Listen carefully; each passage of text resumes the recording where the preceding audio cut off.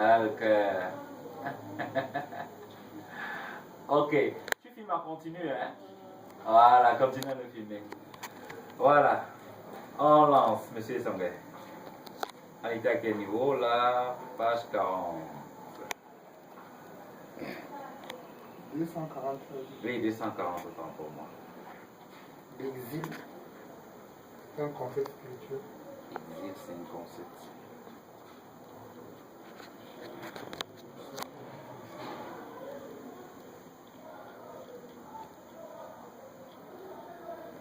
Donc on peut percevoir les degrés spirituels supérieurs.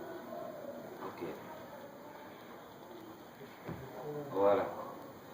Percevoir les degrés spirituels supérieurs. La portion infiniment infime de lumière supérieure qui se trouve dans tous les objets de la nature inanimée et vivante, qui définit leur existence, est appelée petite lumière, c'est-à-dire lumière d'acquis.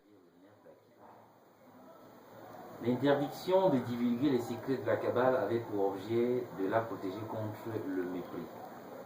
Tout ce qui est inaccessible suscite le respect et a de la valeur.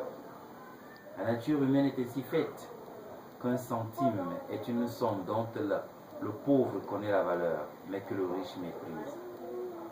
Il en va de même pour la science. Avant d'être découverte, l'objet des recherches est respecté et a de la valeur aux yeux de tous parce qu'encore inconnu.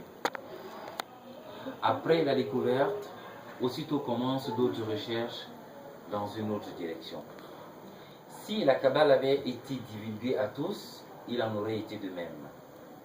Les kabbalistes, quant à eux, à mesure de leur découverte, continuent à progresser, mais sans délaisser l'objet de leur recherche passée. Ressentir et percevoir la lumière suprême de la vie hors humain ne signifie pas avoir la capacité de ressentir le Créateur, son essence. Toutefois, la perception des degrés spirituels et leur lumière ne signifie pas percevoir uniquement la lumière. Car la perception du moindre degré spirituel est impossible si le kabbaliste n'a pas atteint à la perception du Créateur et de ses attributs par rapport à nous. Nous percevons notre entourage à travers le prisme de ses actions et de leur expression par rapport à nous et à autrui. Une fois que nous avons pu nous faire une idée de leurs qualités et de leurs défauts, envie, méchanceté, gentillesse, etc., nous pouvons dire que nous les connaissons. Il en est de même du kabbaliste qui perçoit toutes les actions et l'expression divine dont elles sont empreintes. Le Créateur se dévoile au kabbaliste au moyen de la lumière sous une forme parfaite, concevable. Si les degrés et les lumières qui en émanent ne portent pas en eux la possibilité de percevoir le Créateur lui-même, ils sont qualifiés d'impurs.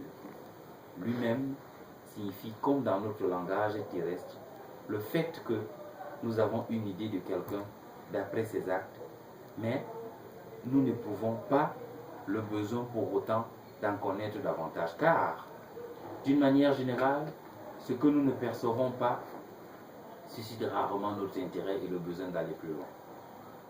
Les forces impures telles que Klippa et Sitra Akra sont des forces qui ont une emprise sur nous pour nous empêcher de prendre plaisir pleinement à la plus petite chose, pour que nous pensions que nos connaissances nous suffisent, tout comme la peau Klippa d'un fruit nous suffirait. L'entendement humain commun ne permet pas de comprendre le sens du travail orienté vers le Créateur. C'est dû aux forces impures en action qui empêchent de comprendre le sens caché de la Kabbale. Le Rhyme.